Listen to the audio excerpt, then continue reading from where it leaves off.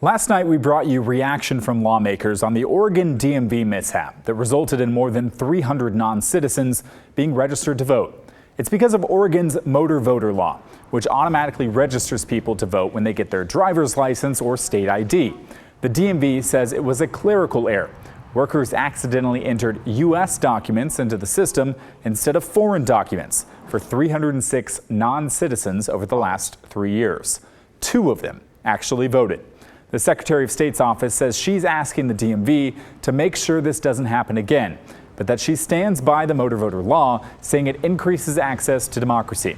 Some Republican leaders we talked to say they had concerns about it from the beginning, especially in conjunction with a law allowing non-citizens to get driver's licenses. We fought against both. We thought both were probably not the right way to get people to engage in the voting process. But I do think it's clumsiness layered on top of intentional bad policy. So we asked what you thought about the motor voter law in light of this mistake. Most of you, interestingly, were actually not that concerned. Tim wrote, "Jan, the error was caught. We'll concede that it should not have happened, but this is like a Shakespearean play, much ado about nothing." And Dale agreed, writing, "I am in no way worried about this occurrence. They obviously need to address the problem, check the roles, and tighten up the system. Perhaps a second step in the process would eliminate these accidents.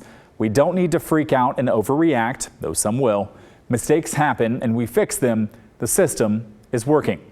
Several of you say you think the motor voter law is doing a lot of good, getting hundreds of thousands of people registered to vote, and told us that the good outweighs this mistake. Mark wrote, "Only 2 ballots cast. Just how many ballots were cast statewide in the same time frame? What percentage error rate is that? Sounds like the state may actually be doing an admirable job."